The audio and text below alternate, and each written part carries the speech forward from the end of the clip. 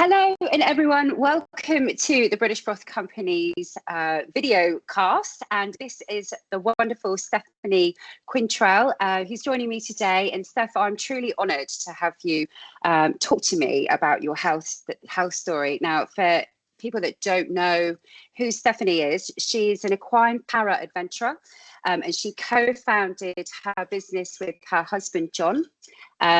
She is an amazing, incredible lady. From 2019, you had an insane, life-changing experience, which we'll talk about, and it forced you to have to change so much in your life. And this has so touched my heart because you had a young child at this time as well. So yeah. I just cannot even imagine the intensity of what you went through and how you managed to keep it all together for your family. So so I'm excited to jump in with you here. And so Steph, please tell me and everybody who's watching this a little bit more about yourself. Great, and thank you for having me on. So prior to 2019, I was your average full-time working mum. My son was 2 at that point. I worked lots of hours, rode my horses, had my career that I was working towards. I had a career in the care sector.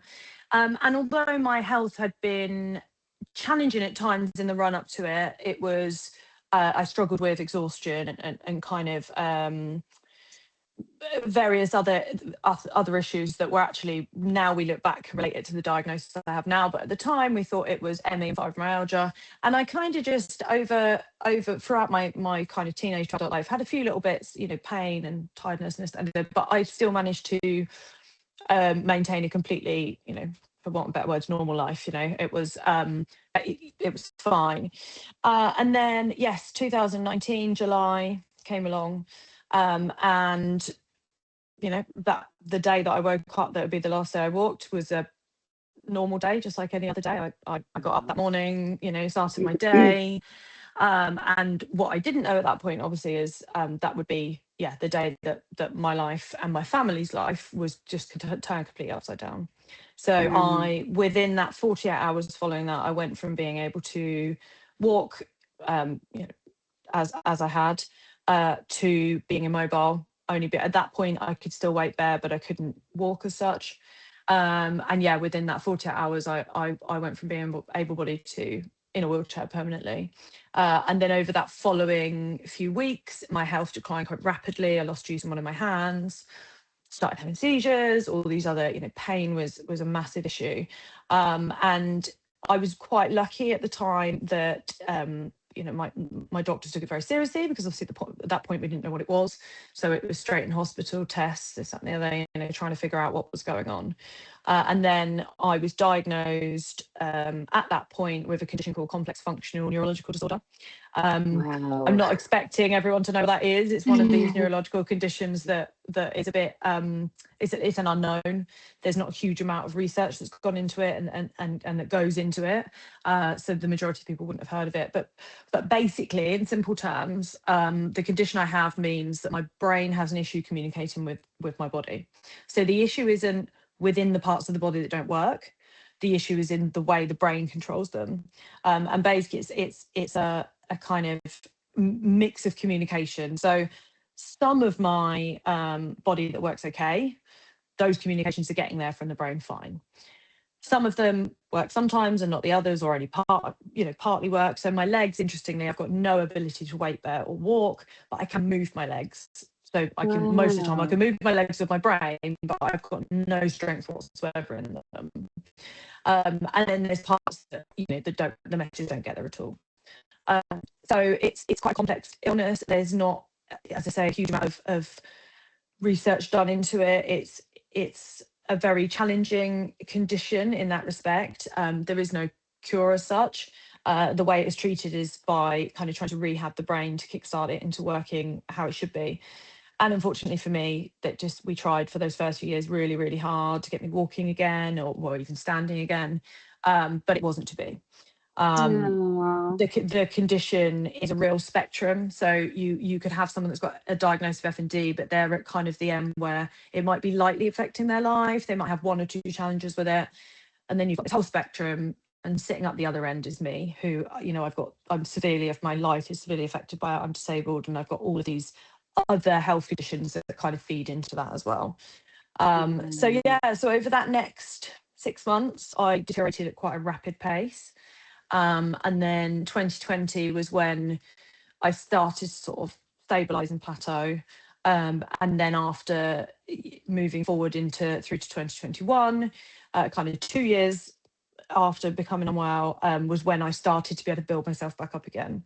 So it wasn't that I got better. Unfortunately, the symptoms are all still there, the issues are all still there. None of that has improved, but we learned ways, me and my family and the medical team around me learned ways that we could manage all of those symptoms and, build myself up so that I could have a really as active life as possible within the realms of what I can do, but also have good quality of life. So that was Wow. a really steep learning Of curve there. course. One of my It must have been sort of like more of an acceptance. You had to accept it, yeah, in a way, that this was the change in your life, and this is now like how you had to live. Yeah, exactly. And I think the difficulty is that we didn't know in the early days what was going to No. become normal for us. As I said at the time, our son was 2, and so kind of say luckily, but he doesn't remember. Now we talk to him, he doesn't remember a time when mummy could walk. So to him, Yeah. this is totally, this is just what it's like to have a disabled mum. But at the time, obviously, it was really challenging because when I got ill, I suddenly couldn't look after myself, but I also couldn't look after him. My Yeah, sure. husband was serving in the army, and he was posted away from us at the time. Yeah. And so we were living what we call unaccompanied. So he would come home at weekends and then live up on base during the week where he was posted to. So it was just a disastrous situation because he wasn't even, there to be able to help in the weekdays. So it kind of fell down onto my, my parents to look after me and look after our son. So it was difficult. And that period of acceptance, yes, that first 2 years, it's a case of grieving for the life you've lost. That's how I can compare it. It was, Wow. and I had to, a certain amount of time had to go past for me to be able to realize that I needed to accept it. Because obviously, like I say, in those early days, we didn't know what the future looked like because there isn't a kind of clear, this is what's going to happen. Yeah, gosh, Stephanie, I mean, anybody who hears and listens to this would be just completely touched, because I think for us as humans, we get, we're so caught up in our minds and our lives and our busyness of what we're doing. And then all of a sudden to have your life change literally overnight is just, it doesn't even comprehend how magnificent, like of magnitude that is, Yes. and also for your family. But like you said, I appreciate that with your son, it's a boy, is it, your child? Yes. Yeah. Oh, bless him. But he's nearly 9 now. Wow. And that age, they don't know. So it is. So now he just knows, mum, as who you are. And just tell me a bit, Steph. So what, obviously your treatment for that time was very intense, but what kept you going? How did you keep going through everything? But because I can't even imagine how challenging it must have been. So what kept you going? Yeah, so I had kind of two big motivations. Having a son of 2 meant that, he didn't, because like you say, at that age, he couldn't really comprehend what's happening, why mummy couldn't walk suddenly, because it just wasn't, he was obviously very used to me walking along holding his hand, but suddenly it kind of changed, but they just adapt to it. So he didn't see it as, he just treated me just like mum. To him, at that age, it was a case of kind of, he just expected me to get up and carry on. And I think that was a big thing for me, him especially. And I'm very, very fortunate to have a family that are incredibly supportive. I mean, my husband is kind of my biggest support, my biggest fan. He's the one that has driven all of these amazing adventures I've had and things like that. And I'm very close with my family, and I've got some really close friends. So they were this real kind of motivation and providing that support. But separate to that, my big motivation is that I want to get back on my horse. So I've been a Oh, ride, yeah, I've been a rider since I was a child. I've been very lucky to own my own horses since I was young. I had my horses at the time. I didn't ride for the best part of 2 years when I first got ill. I mean, I literally couldn't, some days I couldn't even feed myself. So there was no way I was getting back on a horse. But I was very lucky that my husband used to park me up in the corner of my horse's stable, wrap me in blankets because I couldn't move, couldn't really do anything. And I'd just sit with her just for hours, just sit oh, there. And it, you know, being around, being outside, being around my horses was this incredible therapy. But yeah, it nice. also gave me this drive of I want to sit on my horse again. And Yeah. obviously those that was what drove me. So the kind of driving me to keep going every day and to keep kind of, you know, getting up out of bed and keep going was definitely my son was a big one, and my family. But actually what then pushed me to kind of when I came out of that period of acceptance and deterioration and grieving, that was my getting back on my horse was my motivation for, right, you know, how can I make my life as active as possible? How can I get myself to a position where I'm as fit and able as I can be so I can get back on my horse? And that was the kind of driving factor behind me working really hard to get back on. I didn't know at the time then how my life would change with the horses, because at the time it was literally my first goal was just to sit on my horse, literally nothing else, just for my husband to lift me Oh, up and just sit there. And it wasn't until I achieved that that I then went, okay, I can sit on her now. Maybe we can go for a little walk, be and live around the field, you know. And bearing in mind, I'm a competent rider that's ridden nearly my whole life. But then it was every time I kind of achieved that goal and I went, oh, well, actually, I could do that. So what if I push a little bit harder? And, you know, and that really sort of snowballed. And having that physical goal to be working towards all the time, getting myself into a position where my body was the best it could be. Because the reality is, I can't fix what's wrong with it.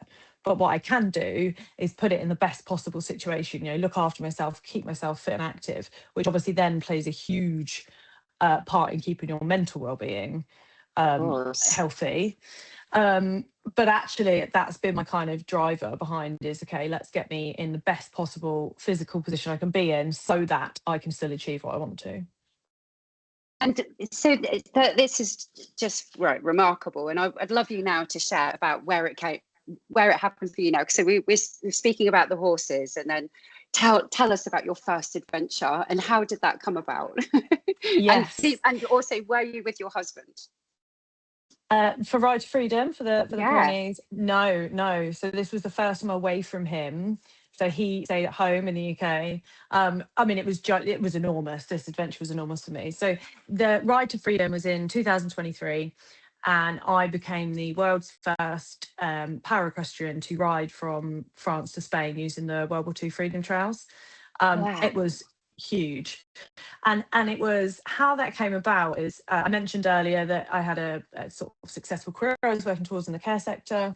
I'd done 10 years and my whole life had been around that. And obviously when I got poorly, when I became ill, obviously I had to resign on medical grounds. And so that was a huge part of my identity that I felt had been stripped away. So not only was I suddenly not able to look after myself or my son, but also I lost all of my identity. I lost all of that, who I felt that I was. So I stumbled across an organisation called Forces Wives Challenge in 2021. I had no idea that after finding them on social media and then sort of having a look at the website, I had no idea where this would, how finding FWC would shape my future. I literally had no idea. But at the time, I was obviously at home, wasn't working, was really struggling. I'd obviously it's that within that 2 years, it was about nearly 2 years out from becoming unwell, and I was kind of starting because I was starting to accept it and realize, okay, well, what can I do? So I reached out to Heather, who is the CEO, but she was also the founder of FWC, and FWC was very small at the time, and it was all about, so Force Wives Challenge is all about offering opportunities in the outdoors to wives and partners of those serving in the military. And those who are partners of someone that's a veteran of the military. Obviously, as I mentioned, at the time, my husband was still serving. And I reached out and sort of said, right, you know, I know that what you're sort of about is climbing mountains. I'm in a wheelchair. I'm not going to climb a mountain, but I'm quite good at admin. You know, is there anything I can do to help? And I was very lucky in that Heather, who's now become, you know, such a close friend of mine as well, and obviously, you know, colleague, kind of was at the point where she needed some support admin wise. It's not a strong point, and FWC couldn't grow without it. So she sort of took a leap of faith. We organised a meeting, a Zoom meeting, and just kind of, even though we're very different people, and I think that anyone that knows us both could say you couldn't get further apart people, we just clicked. And that's the year that I got involved with FWC. So originally it was on a voluntary basis. It actually, the following year, ended up becoming my job. And I'm very lucky now that that is still my day job. So I'm operations manager for FWC. We've massively grown, huge. We are a non-profit, so we have a lot of volunteers working with us, and we've done so many amazing things. I mean, we've just done our 100th challenge, so lots of them are either in the UK, we've got some overseas. And at the time, so it was 2022, so it had become my kind of, it had started to become my job, which, you know, but more than that, it had become about my identity. I suddenly felt like I had purpose, but I couldn't join in with any of the physical challenges. I was the one at the bottom of the mountain doing the admin stuff, which was fine. And I love that. And I still do now. You know, that is, I love what I do. But I can remember having a conversation with Heather one day. She'd actually come over to my yard to pick something up from me and make horses.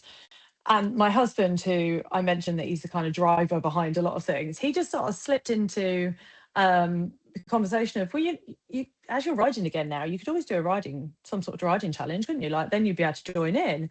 And me and Heather at that point kind of went, oh, and it was like planted that seed. He's very good at this. He plants a seed and then just sort of swiftly backs away again and just lets us. And we sort of looked at each other and went, I suppose we could think about that, couldn't we? Obviously, we had no idea what that would roll into, and what that ended up was with Ride to Freedom, which took place in June of 2023, where I ended up going out, as I say, to France. A team of 7 women were with me, Heather being one of them. And so it was my first time overseas since I was disabled. On a flight, on a plane, since being disabled. It was the first time being away from my husband for any length of time, because he had become my primary carer. So it was a massive achievement on all of those levels. And then you add in the fact that we rode across the Pyrenees on horses. So it was just, so how far is that, Steph? How far is that? So we ended up, I'm really, really bad with the details on it, but we did about 120 kilometres, I want to say. But it was like between 5 and 9 hours in the saddle a day. We did 5 days riding. It was exceptionally challenging. It was, wasn't an easy week, but it was just so rewarding, so amazing. And it was something that would shape the kind of my future after that as well. You know, it gave me back this feeling of independence, because I was doing something sort of for me, and doing something for without needing that support net that I have with my family and my husband. Obviously leave my son at home, and he was quite young, so it was a big thing, but it would shape everything that happened after that. Because I think at the time when we did it, it was very much for us. It was for FWC. It was something we could do together. We had this incredible team of women who've all become very, very good friends of mine, who are just fantastic. And they all came on board to do the challenge. But then obviously, like I say, those friendships grew, and we were hugely successful in what we did. But as I say, at the time, it was very much for us. It wasn't, you know, I wasn't thinking about it in any other way. We were doing it for us. What I didn't know is the impact it would have on other people. So sharing that story, people following along, people becoming invested in it. And that kind of, it was afterwards that I realised how many people it had reached, and how many people that it had an impact on. Both disabled people, disabled riders, people like us, people in the military community, because that's what we are an organisation that supports the military community. But then aside from that, you know, people that aren't disabled, people that aren't horse riders, people aren't, you know, they would see us in the kind of mainstream media, the coverage we had, and it was inspiring them, or it was educating them. And so when and then of course, what I then found is I had disabled people reaching out to me saying, oh my word, you know, I became disabled, whether that's through illness or injury. I used to ride and I would love to be riding again, but, you know, that there isn't really many options in the UK to be riding as a disabled rider if you are a competent rider. So we have over here the RDA, the Rider Disabled Association. Amazing it is, but it would never have been the right type of thing for me. You know, I've been a rider that's competed my life, in my whole life, you know, and ridden incredible and owned my own horses. I would never have gone to a riding school and been sat on and sort of led around a school on a horse. You So needed if a I didn't, challenge. yeah, if I didn't have my own horse to be able to get back on, I don't think I would have ever ridden again. So I suddenly had all these people going, "You've just shown that it's possible. Like, this has made me want to do it Oh, again." And that is what then kickstarted me and John to develop what we then, you know, started with Equine Power Adventures later in that year. amazing, incredible. You know, I mean, I don't think I could do it able-bodied, you know, let alone, you know, Yeah. in your situation. I mean, it's such a feat. It's big Mhm. way to go. And yeah, and what an experience for you. So talk to me a bit about Equine Power Adventures then. So what's it all about? Explain to everybody. So yeah, so as I said, that when we got back from Ride to Freedom, and kind of, I suddenly had this realization of how many people that had kind of were following along and it had reached, and me and John sort of started talking about the fact that it's not just me out there who is disabled through for whatever reason that is still a very competent rider, but wouldn't have the opportunity. And we started saying, "Do you know, there might be more people like this who would absolutely be riding again, but they want a bit of adventure, a bit of thrill, a bit of challenge, whatever that looks like." And because they can't get that in the current, you know, what is currently really on offer in the UK, that maybe they're not riding. And I'm like, you know, being back on my horse and doing this epic adventure has literally changed my life, which in turn then changed my family's lives, because I became this more fulfilled person, this person that had regained that sense of independence and freedom. And suddenly that was having a knock-on effect into everything I did. So my job and my family life and my kind of relationships Oh, around me. And we sort of said, well, what if we could offer this to other people? And that is nice. where it started from. So we said, you know, imagine if in the future we could offer this type of thing to other riders like me. So riders that are competent riders, able to ride, might need, you know, a bit of extra support, may need a bit of extra equipment, may need, you know, for me, when I go away, I wouldn't be able to do all of this without a support team. Like, that's the reality. I can't get on my horse without a support team, Of because it's course. one of the things I can't do. But actually, we were like, but if you think about it, you know, we've built this team around me. Why couldn't we do that for someone else? And that's where the idea kind of came from. But I always knew, for Equine Power Adventures to take off, we had to do something big that would put us on the map, basically. And kind of, Nice. because it's a non-profit, we're a CIC, and I knew that without doing something epic, without doing something show-stopping, we wouldn't get the attention we needed to get sponsors on board, to get people donations coming in. That means that we can run this non-profit and offer this to other people. So that is where Oh, Ride to Independence came from, which is the expedition that it's our flagship expedition. So this was supposed to happen this year. Unfortunately, I became really poorly 3 weeks before we were due to fly. So this challenge had been 2 years in the making, a lot of hard work from me and the 5 team members that I have going with me. And at the time it felt, you know, at the time it was heartbreaking that we had to say, actually, I'm just too ill. There's no way I'm going to be able to do it. I'm kind of, I've come through that now. It was a really difficult time. So I think I'd worked so hard to get to that point. And I knew once I've got to that point, I've got that expedition done, you know, achieved it, then I know I can start offering this to other people, because I'm going to get the support that we need to be able to drive that forward. So I think for lots of reasons, having to postpone the expedition felt really, really, really difficult. But I'm very lucky that the 5 women that I've got coming with me who make up the Ride to Independence team are absolutely fantastic.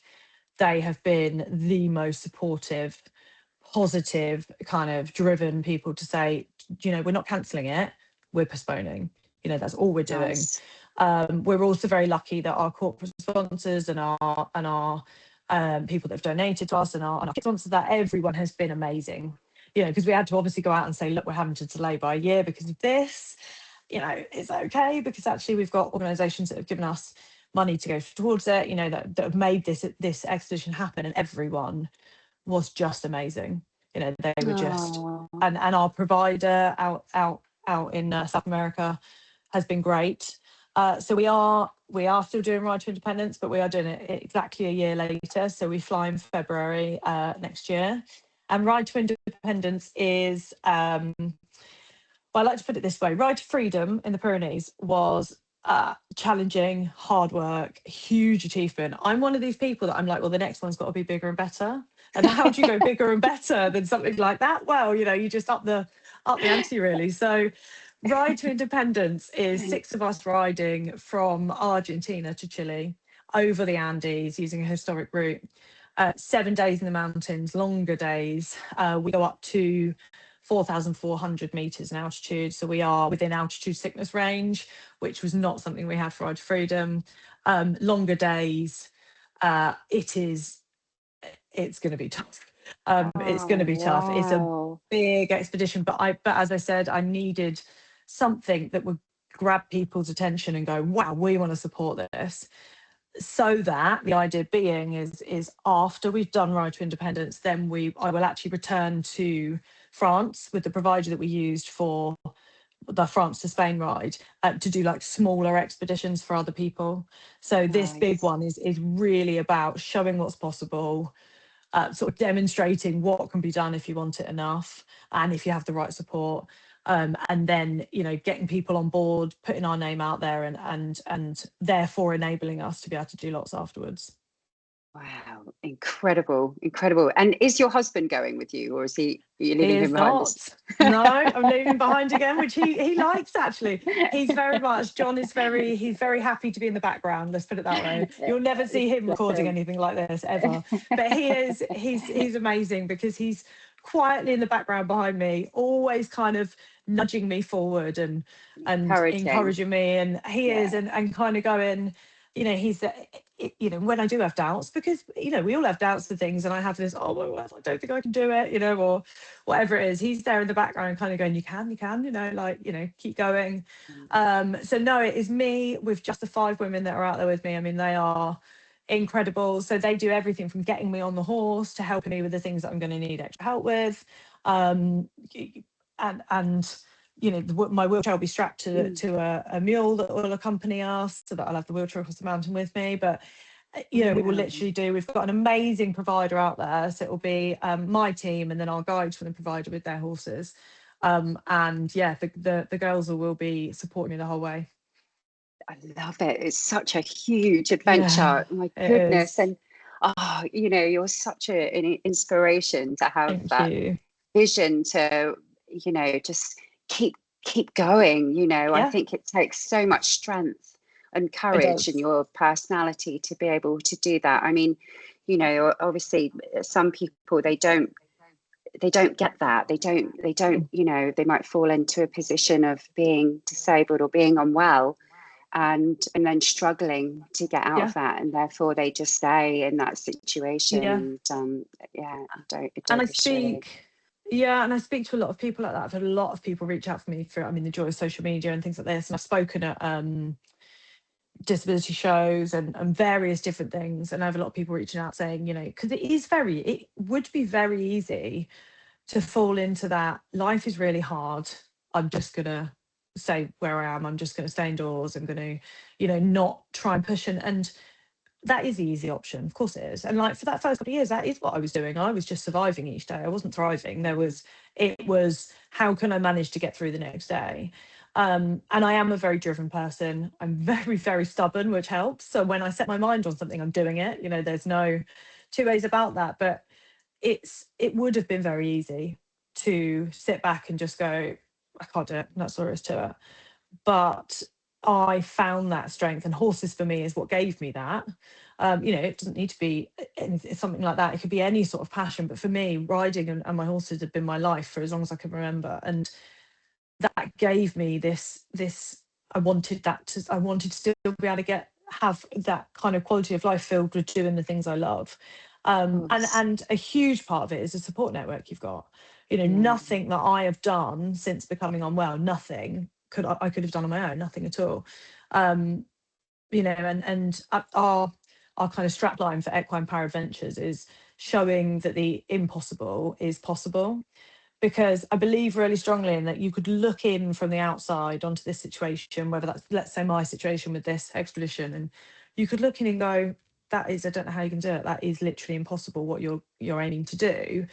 But I'm really keen on, and actually my team are as well, is that really showing that if you want something enough and you've got the right support network, you've got that drive, you've got that passion and that sense of adventure, that you will find a way to make it work. And that's really what Equine Power Adventures is about, and it will continue to be about after this expedition. Is, what do we want? What can we get out of life, and what do we need to make it happen? And hopefully that will continue to reach people outside of the community that Equine Power Adventures will be focused on supporting. But hopefully that message will then still scatter further of kind of, if you want something enough, make it happen.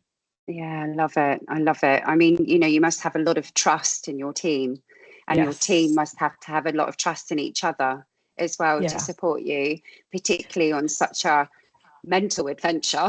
Yes, yeah, because aside from the fact that it's going to be challenging for me, because from a disability and a health and a physical aspect, but also this is a huge adventure to all of them as well. A real physical challenge. Riding at altitude is going to be hard, and they have, on top of their own kind of physical challenge and mental challenge, because we're away from home for like 2 weeks. It's loads of traveling. That's a big thing. We've all got children. We've all got lives back here.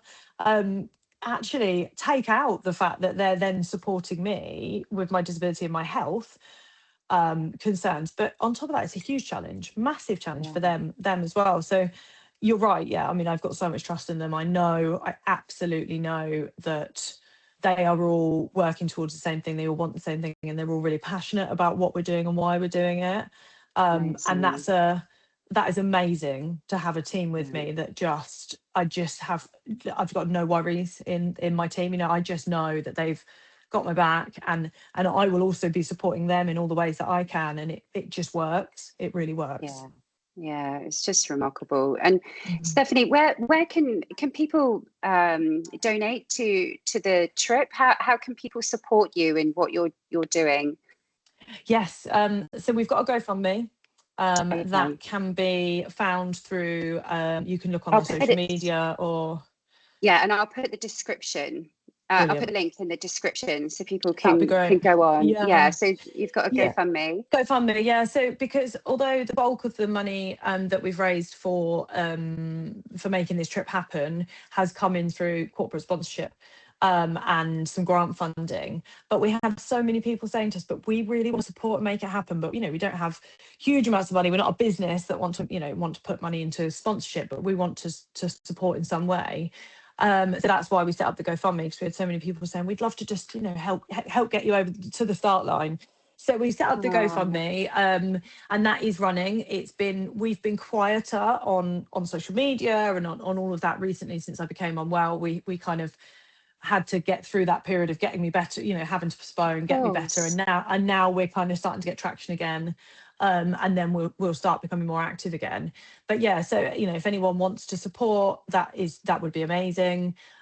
Just to any surplus monies raised on top of that will then be ploughed back in, ready for the next adventure for the next person. So we're hoping to really keep that momentum, but also even if it's not supporting on a donation level, following us along with what we're doing and telling people about it, sharing on social media, sharing our website, whatever that may look like, and kind of, because we do want to spread the word, and we do want to reach as many people as we can, because that way we're going to have the biggest impact. Wow, I love it. I think you're so amazing. And thank you. I'm thinking that we need to catch up before you go next year. Yes. I think we need to do this again, and I think we need to do it when you get back. Because I want to, I'm fascinated by this, just your adventure and what you're going to experience, and also it'd be great to learn, I think, before you go, what's your prepreration been, and how, what are you eating, how are you keeping your health in check, because it's no small feat, so you gotta take care of yourself. So I'd love to learn more, and I'm sure everybody else would love to learn more. And also your training with your horses and that sort of thing, you know. So what are you doing? And it'd be great. But because also for me, because of being so unwell, and this is completely being unwell at the beginning of the year, and having to plans completely knock me back to like square one. So I'm having to now build myself up training to get myself back to the level that I need to be at to be able to do the expedition. So obviously training now looks slightly different to me because it hasn't been a slow burner over the like 2 years. It's now, okay, now I'm physically, recovered, physically well, I'm back riding again and things like that. Now it's like, right, now I need to work really hard to get myself physically to a place that I can do the challenge, but also, like you said, the kind of making sure that all my health is as stable as it can be, managing all those little bits that fit into the puzzle of keeping me well overall. So I think that this next kind of, it's 10 months now, isn't it? This next 10 months is going to be, I'm going to have to be driven and focused and really be concentrating on all of those things. So yeah, it'd be great if we catch up again before I go, and I can kind of let you know how it's going and show how I'm going to be super ready by then and excited to go. Yeah, I mean, it's just really brilliant. And I know that you're going to smash it over there. And I know that your team are just going to be so supportive of you, because they clearly are anyway. And and I'm just really excited for your journey. And thank you so much for sharing your experience and your story. I know it certainly touched my heart, and I know that it will touch the hearts of anybody that listens to this. And Stephanie, where can people find out more about your business and your socials? Just share your links or wherever now, and make sure I put everything in the description too. Thank you, that'd be great. Yep, so we're on we've got a website, Equine Paradventures. We are on Facebook, so look us up on there. We're on Instagram, so that's all just under, it's Equine Para-Adventures. And yeah, so follow along on social media and check out our website. We'll be putting some updates on there. But yeah, give us a follow, and hopefully people will enjoy coming on the journey with us, because that is what this is. So so when you're over there, you'll do like live sharing and as much as we can. Yeah, as much as we can. Obviously, in the middle of the Andes, up thousands of meters, I don't anticipate us having signal for a good bulk of the trip, but we definitely we go out there a few days earlier before we start the actual expedition, so that we can acclimatise to the altitude. And obviously traveling's exhausting for anyone. For me, it's going to be a real wipeout. I mean, it's connecting flights, it's 2 flights, and it's going to take the best part of a day to get there. So we're out there for a couple of days before and afterwards to sort of, as I say, that recovery. So we'll definitely be able to share lots before we start. Hopefully we might get some signal and be able to share something while we're in the mountains, but if not, we're going to take loads and loads of footage. Then it means when we finish, we'll be able to share all of that. Oh, amazing. I think you need to get in contact with Elon and get him to give you access to the Starlink, because amazing. I think he should be getting onto this and supporting you. We have to find a way to get hold of him. I was going to say that might be challenging, but we could try. Well, I think you can do anything, hun. I really do. If you put your mind to something, I know that you've got this. Yeah, thank you. Oh, well, I just wanted to say thank you so much from the bottom of my heart for speaking to me today. And I can't wait to continue to follow your journey. And thanks for sharing your story. And if you've got one bit I'm going to put you on the spot now, but if you've got one bit of advice to anyone that's, having a hard time in their lives, whether through health or through mental health, then what would you say? I would say that however dark today feels, or however dark it feels at the time, that whatever you're going through, that there is a light out there somewhere. It might take a while to find it. It might not be the light that you think you're going to look for, but there will be light at the end of the tunnel somewhere. And it might take you a while to get there, but you will find it again. And just know that this period of darkness, this period of struggle, there will be good at the other side of it. You just have to keep wanting it. Yeah, lovely advice. Really, really nice. Thank you, Stephanie. God bless you. And I look forward to catching up soon before your adventure. Great. Thanks so much. Okay. Take care. Bye for now. Bye.